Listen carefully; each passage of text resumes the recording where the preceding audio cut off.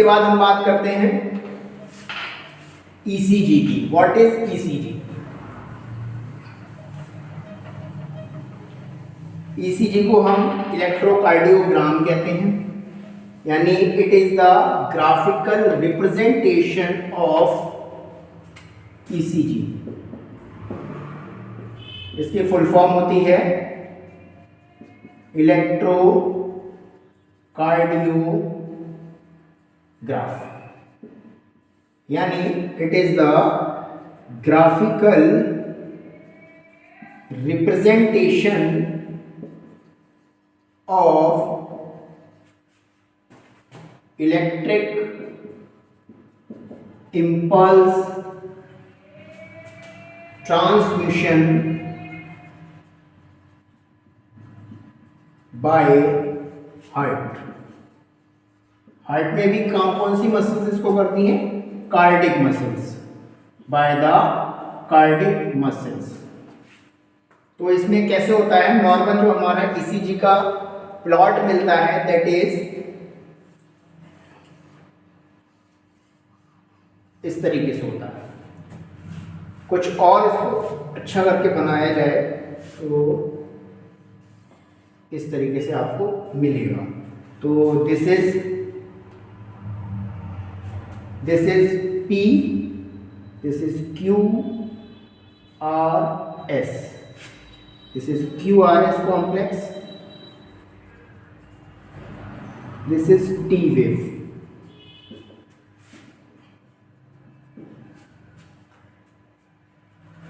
ये normal graph मिलता है हमें एट रेस्ट कंडीशन में। अगर इसमें कोई भी अगर एब्नॉर्मलिटी मिल रही है तो इसका मतलब कॉन्ट्रैक्शन और रिलैक्सेशन में कोई प्रॉब्लम हो रही है, जिसकी वजह से हमारी हार्ट बीट एबनॉर्मल होगी। अब हम बात करते हैं कि पी वेव क्या है, क्यूआरएस कॉम्प्लेक्स क्या है, टी वेव क्या है और ये किस तरीके से जनरेट हो रहा है। तो यहाँ पर एक सबसे इंपॉर्टेंट चीज़ ये है कि ये जो हमने यहाँ पर पढ़ा था, सबसे पहले देखो क्या हो रहा है, यहाँ पर लिखा रहने देते हैं इसको। यहाँ पर हो रहा है contraction of atria. Contraction of atria का मतलब हो रहा है ये क्या हो रहा है, डीपोलराइज्ड हो रहा है, ये डीपोलराइजेशन हो रहा है। यानी मसल्स हमारे जो हमारे एट्रिया हैं वो एक तरीके की इंपल्स जनरेट कर रहे हैं, यानी इंपल्स जनरेट करने की फेज में आ चुके हैं। इसीलिए इसको हम क्या कहते हैं,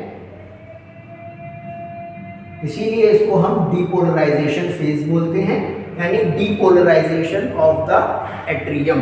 तो जिसकी वजह से क्या जनरेट होगा, हमारा पी वेव जनरेट होगा। इसके बाद में क्यूआरएस कॉम्प्लेक्स कब जनरेट होता है? ये हमारा जनरेट होता है जब हमारे वेंट्रिकल्स डीपोलराइज्ड हो रहे होते हैं, यानी उनमें कॉन्ट्रैक्शन हो रहा होता है। तब वो क्या करते हैं, एक तरीके का डीपोलराइजेशन ऑफ वेंट्रिकल्स, तब ये शो करेंगे क्यूआरएस कॉम्प्लेक्स। इस कंडीशन में हमें मिलेगा क्यूआरएस कॉम्प्लेक्स मिलेगा। इसके बाद में टी वेव कैसे जनरेट होती है, जब हमारे एट्रिया प्लस वेंट्रिकल्स रिलैक्स हो जाते हैं, तब हम इस कंडीशन को कहते हैं इसको मैं सही से लिखता हूं, अब हम इसको बोलेंगे रीपोलराइजेशन ऑफ वेंट्रिकल्स। वेंट्रिकल्स मैंने इसलिए बोला है because most of the pressure जो हमारा जनरेट या कॉन्ट्रैक्शन होता है वो वेंट्रिकल्स में ही होता है, जिसकी वजह से लब एंड डब की आवाज आती है, जबकि एट्रिया का कॉन्ट्रैक्शन इतना ज्यादा नहीं होता है, वो आवाज नहीं देते हैं। इसीलिए इस कंडीशन को हम रीपोलराइजेशन बोलते हैं, यानी जो हमारा प्रेशर था वो कम हो चुका है, यानी हमें लोअर प्रेशर मिलेगा। तो अब हम यहाँ पर इसका एक एक करके फेजेस लिखते हैं या इवेंट्स लिखते हैं।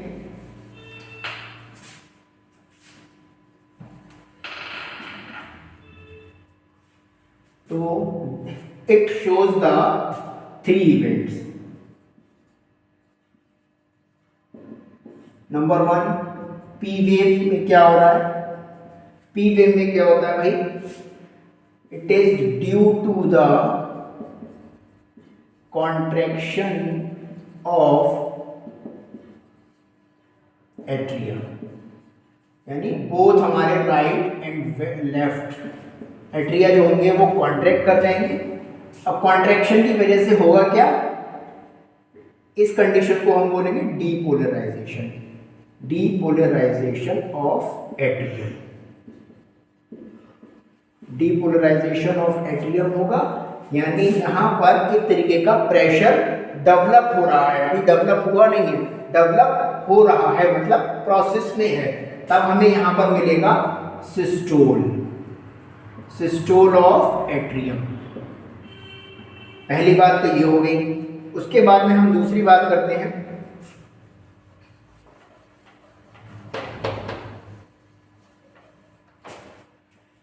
QRS complex. ये कब जनरेट होता है? It is due to the contraction of ventricles. जब हमारा ब्लड वेंट्रिकल्स में फिल हो जाता है, एक 70% फिलिंग के बाद हमारे वेंट्रिकल्स क्या होते हैं? कॉन्ट्रैक्ट करना शुरू हो जाते हैं। जब वो कॉन्ट्रैक्ट कर रहे होते हैं तो हमें ईसीजी में QRS कॉम्प्लेक्स मिलता है। इस complex it is due to the contraction of ventricles. इसके बाद में कॉन्ट्रैक्शन में क्या हो रहा है? कॉन्ट्रैक्शन में हमें डीपोलराइजेशन मिल रहा है, डीपोलराइजेशन ऑफ वेंट्रिकल्स। इसको हम कहते हैं depolarisation of ventricles according to the ECG. इसमें हमें क्या मिलेगा? सिस्टोल मिलेगा, सिस्टोलिक प्रेशर मिलेगा। और ये जो फेज होगा इसमें 0.3 सेकेंड का टाइम लगेगा, जबकि it carries the 0.1 second only. ये दो फेज की बात हो गई। इसमें 0.1 सेकेंड में हमें पी वेव मिल जाती है। QRS कॉम्प्लेक्स 0.3 सेकेंड में मिलता है हमें। इसके बाद क्या हो रहा है? ये यहाँ पर हमने बात की, हमारे दोनों वेंट्रिकल्स एट्रिया फिल हो रहे हैं। फिल होने के बाद में ये प्रेशर जनरेट करेंगे। प्रेशर क्या होगा? निकल जाएगा। जैसे ही प्रेशर निकलेगा, यहाँ पर क्या हो रहा है अभी? यहाँ दोनों में कॉन्ट्रैक्शन हुआ, यानी डिपोलराइजेशन की कंडीशन हुई, प्रेशर जनरेट हो गया।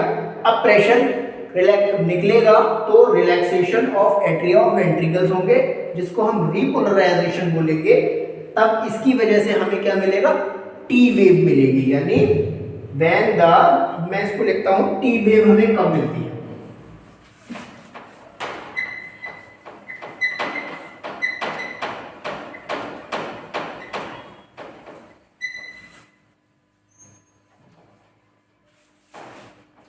T wave due to the relaxation of atria and ventricles. अब जब ये रिलैक्स हो जाते हैं तो जो रिलैक्स होने की कंडीशन होती है उसको हम रीपोलराइजेशन बोलते हैं। Repolarisation, repolarisation of ventricles. तब हमें क्या मिलेगा? टी वेव मिलेगी। इसमें जो टाइमिंग लगेगी दैट इज 0.4 सेकेंड, और इसके बाद जो हमें प्रेशर मिलेगा वो डाउनवर्ड प्रेशर मिलेगा, जिसे हम डायस्टोलिक बोलते हैं। This condition shows diastolic, diastolic pressure, यानी ये हमारा एक साइकिल में कंप्लीट हो रहा है। यानी एक कार्डिक साइकिल में हमें ईसीजी मिलता है, जिसके अंदर 3 फेजेस होती हैं। पी वेव, ये दोनों फेजेस कॉन्ट्रैक्शन की फेजेस होती हैं, जिसको हम डीपोलराइजेशन बोलते हैं। 0.1 0.3 सेकंड में कंप्लीट होती है। इसके बाद कॉन्ट्रैक्शन के बाद में रिलैक्सेशन की फेज आती है, जो हमें टी वेव देती है। तो टी वेव में हमें पता चल रहा है नॉर्मली यहाँ रिलैक्सेशन ऑफ एट्रियोवेंट्रिकुलस हो रहा है। ये 0.4 सेकंड में होता है। जब इसका रिलैक्सेशन होता है तो हमारा प्रेशर ऑलमोस्ट कम हो जाता है ब्लड का, जो हमें डायस्टोलिक प्रेशर की फॉर्म में मिलता है। इसीलिए हम ब्लड को 120/80 mmHg लिखते हैं। तो it is due to the contraction of this and it is due to the contraction of this. समझ गए? तो ये होती है हमारी इसकी प्रॉपर मैकेनिज्म, और ये पूरी एक प्रोसेस हो रही है एक कार्डिक साइकिल में, यानी 0.8 सेकेंड के अंदर अंदर। अब हम बात करते हैं साउंड ऑफ हार्ट। हार्ट में हमारे कितने टाइप के साउंड प्रोड्यूस होते हैं?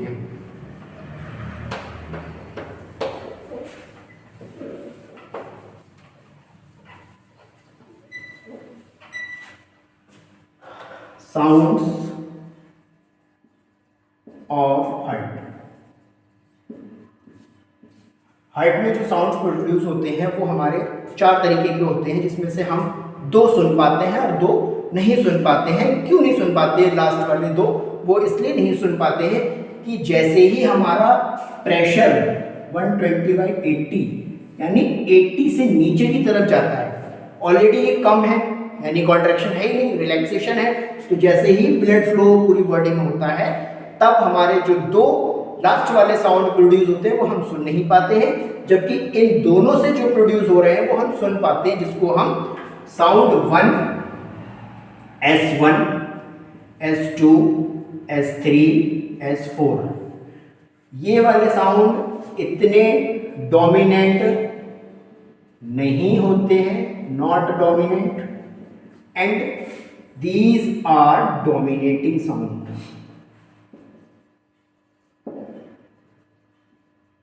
S1, जिनको हम लब एंड डब साउंड बोलते हैं। तो S1 sound is equal to lub sound. ये जो साउंड हमें प्रोड्यूस होते हैं, lub sound and dub sound, this is S1, this is S2। अब हम बात करते हैं कि ये लब साउंड और डब साउंड प्रोड्यूस कैसे हो रहे हैं, how it creates in our heart. तो हम सबसे पहले लब साउंड की बात करते हैं। तो जो लब साउंड होता है, लब S1, it arises due to the contraction of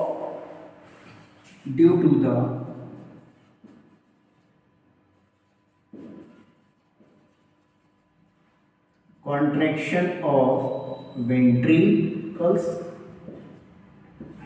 अब इस कॉन्ट्रैक्शन में क्या हो रहा है, हमारे जो वाल्व हैं, वाल्व्स आर ओपन। इस कंडीशन में हमारे वाल्व ओपन हो जाते हैं। ये जो लब साउंड होता है ये लाउडर होता है, it is louder, it is louder as compare to dub. Louder होता है, लो पिच होती है इसकी, low pitch sound, and it is lighter, sorry lighter नहीं होता है, ये लाउडर होगा, लो पिच साउंड होगा, यानी जो इसकी साउंड प्रोड्यूस होने की जो फ्रीक्वेंसी होगी that is more than 0.15 megahertz, micro hertz होती है।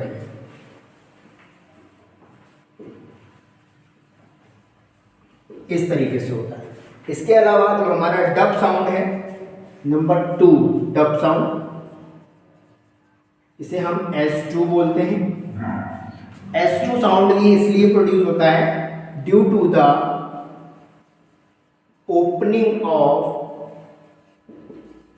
Bicuspid valve. ये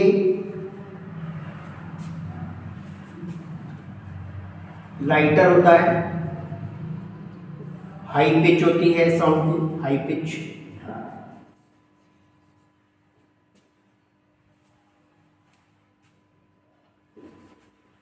हाई पिच साउंड होता है, मोर देन 0.15 हर्ट्ज की साउंड हमें सुनाई देती है।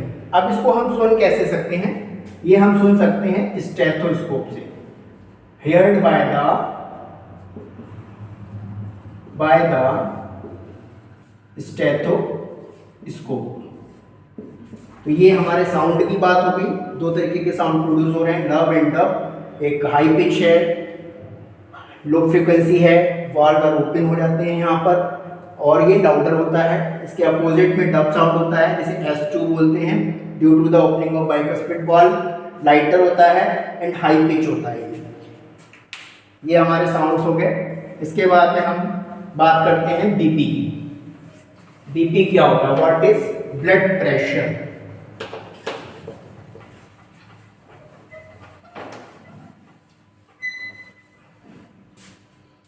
ब्लड प्रेशर,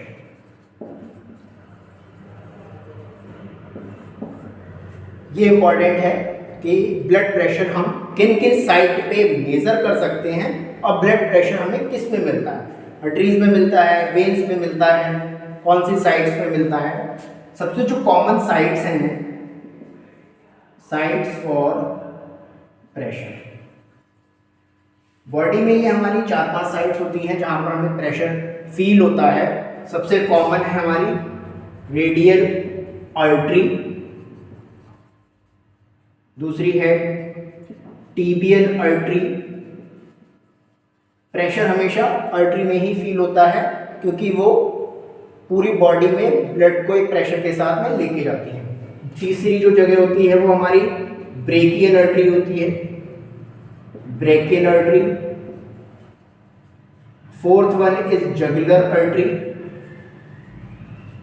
जगुलर आर्टरी नेक में होती है।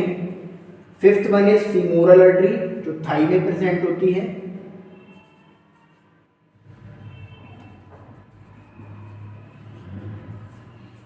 तो ये हमारी बेसिक सुपरफिशियल आर्टरीज होती हैं बॉडी में, जहां से हम प्रेशर को फील कर सकते हैं, और मेजर करने के लिए हमें अपरेटस का यूज करते हैं। उस अपरेटस को हम बीपी अपरेटस, यानी इसका नाम होता है स्फिग्नोमैनोमीटर।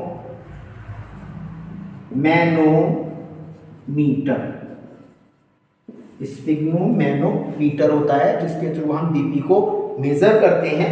इसमें कई सारे अपने अपरेटस होते हैं, इंस्ट्रूमेंट्स होते हैं, तो वो हम डिस्कस नहीं करते हैं, हम यहाँ बीपी की बात करते हैं। तो व्हाट इज बीपी? बीपी की डेफिनेशन क्या होती है?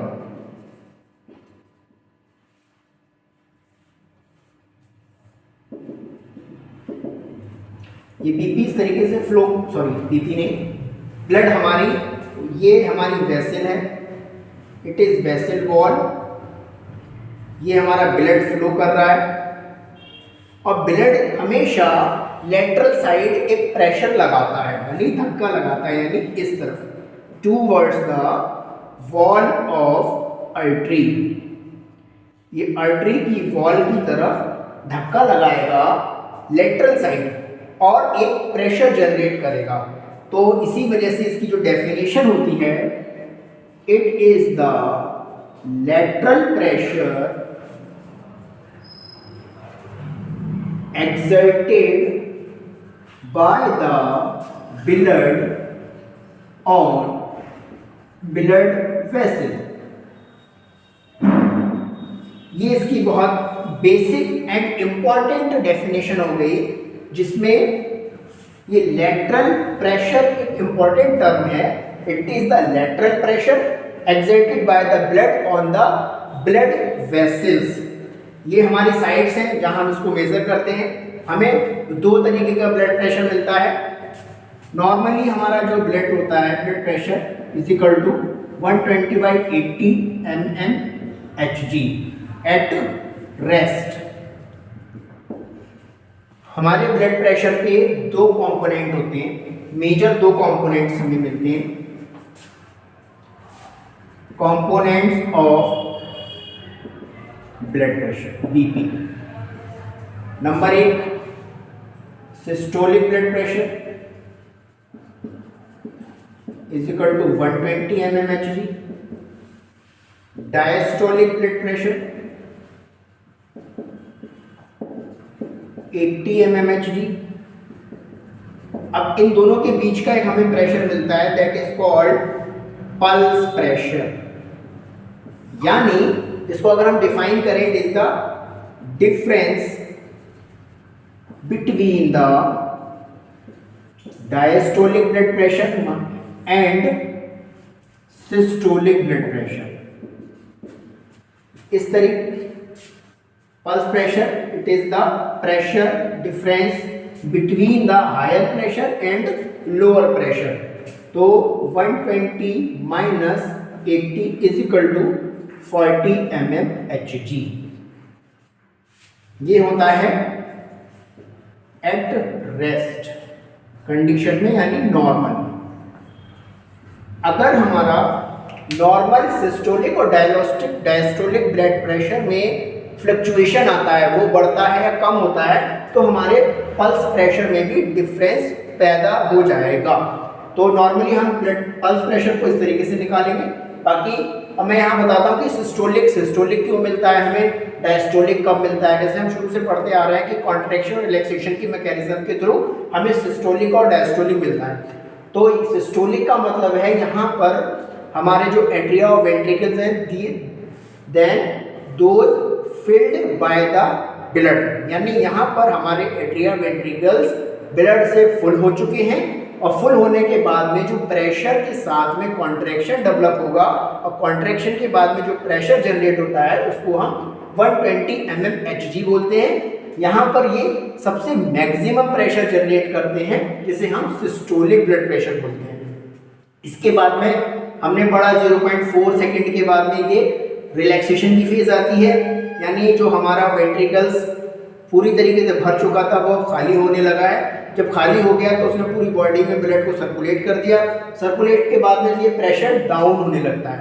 जैसे जैसे डाउन होता है तो उसका प्रेशर हमें 80 mmHg मिलता है। यानी यहाँ इस कंडीशन में हमारे वेंट्रिकल्स रिलैक्स हो चुके होते हैं, यानी रिलैक्सेशन के बाद में जो प्रेशर मिल रहा है that is known as diastolic blood pressure. इसमें ऑलमोस्ट 0.4 सेकेंड का टाइम लगता है। तो ये हमारा ब्लड प्रेशर की मैकेनिज्म हो गई। अब हम इसको इवेल्युएट किस तरीके से करते हैं, तो इवेल्युएशन के लिए हमारे पास दो मेथड होते हैं।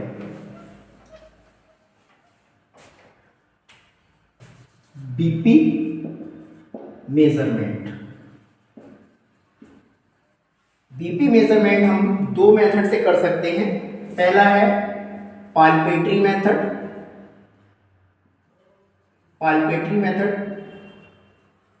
And second one is auscultatory method.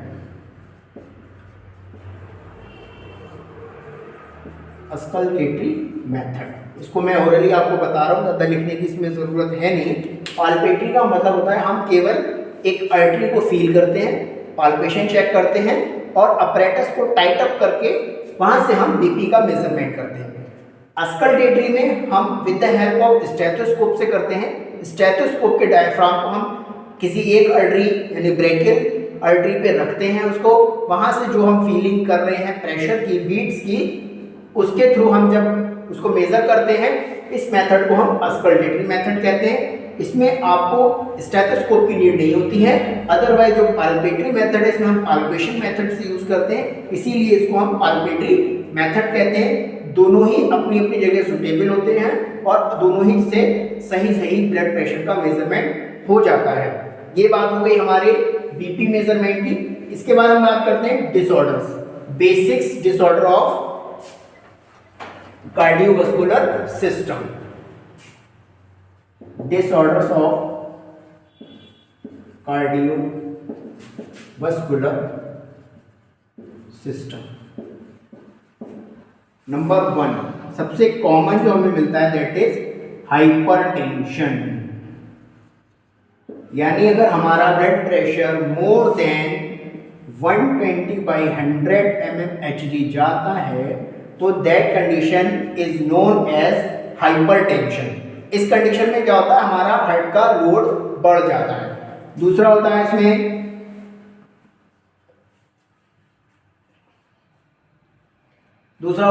Cardiomyopathy होता है, एरिथीमिया हो जाता है, यानी इर्रेगुलर हार्ट रेट मिलती है। इसके अलावा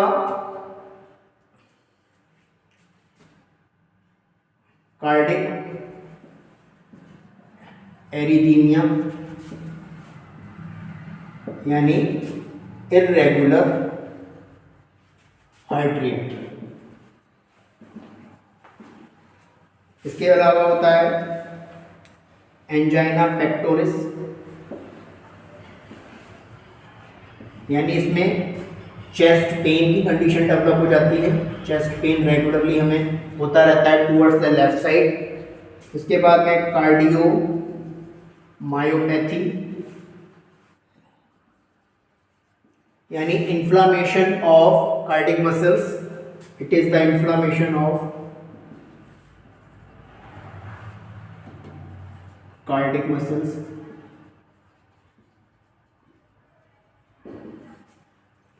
उसके बाद में आता है हमारा पेरिकार्डाइटिस,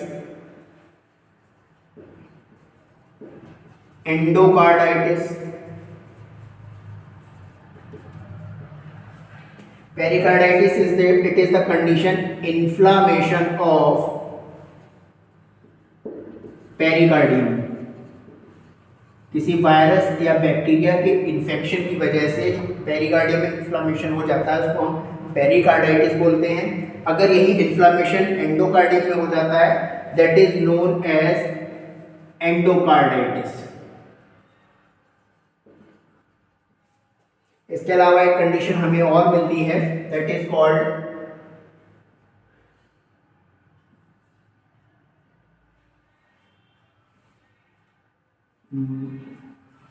heart failure and